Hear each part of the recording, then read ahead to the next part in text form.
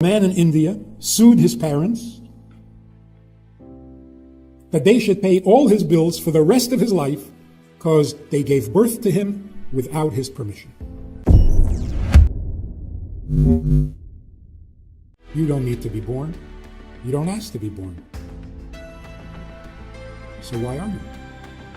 So it's not a religious question. It's not a philosophical question. It's a question of reality. What am I doing here, and how did I become obligated to pay bills and to clean up rooms and to get good report cards? How did this happen? And it's such a good question. This causes people to commit suicide because they have no answer. I didn't ask to be born, and I am burdened with needs. This doesn't make sense, I quit. But if you're being logical, it's true that you didn't ask to be born. It's true that you don't need to be born. I've never heard someone who wasn't born complain. Hey, why wasn't I born? No such complaint. You don't need to be born. So follow the logic. If you're not here out of need, then why are you here? The most logical answer. You're not here because of your need. If you're not here because you need it, someone needs you to be born. If you think you need and you're trying to satisfy your needs, you're going to become depressed. Because it's artificial. You don't really need anything. So as soon as you start thinking need, you're already depressed. The alternative is you are needed. If you look at all the psychology of all the mental, emotional problems in the world, these are the two key ingredients. It is depressing to be needy, and it is depressing to not be needed. If you solve those two problems, you will have no others. Guaranteed.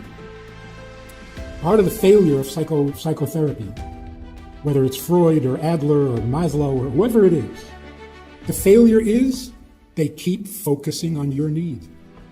They're actually making you depressed. You come to the therapist and you say, I have so many needs, I can't stand it. Basically, the therapist says, you have no idea how many needs you have. You have needs you never even thought of. Your mother never wanted you. You're jealous of your brother. Here's the simple conclusion. We have the option to think of our needs or to think of who needs us. If nobody needs you, you are depressed. If you have needs, you are depressed. So what's the solution? Obviously, your needs are not yours. His need of you is absolutely eternal. The best of both worlds. I have no burdens. I have no reason to be depressed because I don't need anything.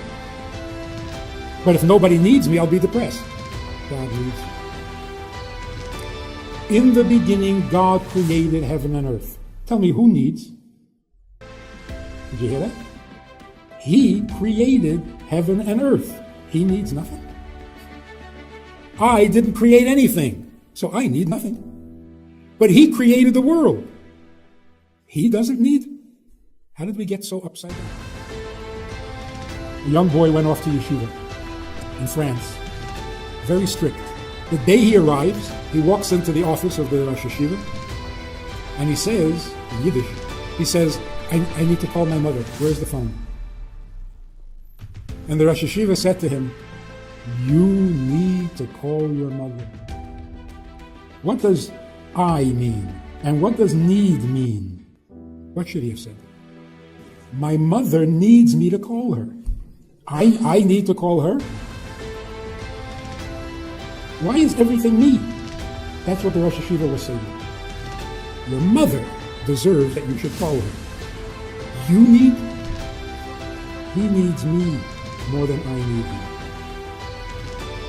He is the creator. So he is the one who needs.